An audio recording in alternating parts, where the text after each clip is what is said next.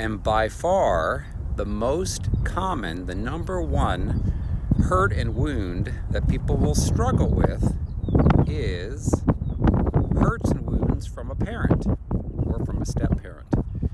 And so you got to understand that who you're going to be around the majority of the time as you're growing up is going to be a parent. It could be your father, it could be your mother, it could be a step-parent, whoever your primary caregiver is. And understand that they have also been hurt and wounded when they were growing up. They never got healed of those wounds. They never got delivered of their demonic spirits. And so they hear a lot of things from the enemy that will cause them to say things and do things to hurt their own children.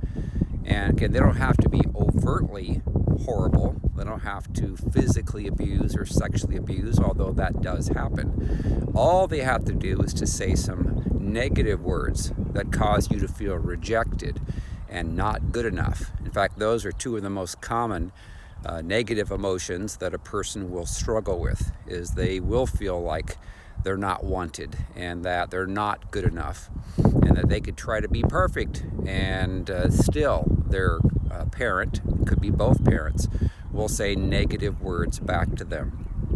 So you got to understand that parents aren't going to be healed, aren't going to be delivered, and they can be in the church. Some of the worst kinds are those that are churchgoers because they're hypocrites, because they'll say one thing and they'll treat you another way.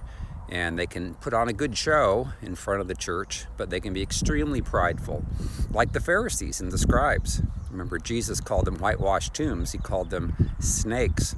And there's a lot of people that are regular churchgoers that treat their children in ways that are not loving and not godly, and they don't have the fruit of the Spirit. So how do you get healed when you've been hurt and wounded deeply by someone? Again, this can go beyond just your parents. Could be your spouse or ex-spouse and siblings and church people. How do you get healed? Well, this is what I found to work the most successfully, and that is to ask Jesus to show you how those people that hurt and wounded you were also hurt and wounded. So just close your eyes, ask Jesus, show me, how are they hurt, how are they wounded, and then he will show you. And then that way you'll understand, you'll see that, wow, they were hurt by their parents, or they were hurt by other people, they were wounded. And then you can actually have the ability to forgive. And that's what's important to understand. Jesus says in Matthew chapter 18,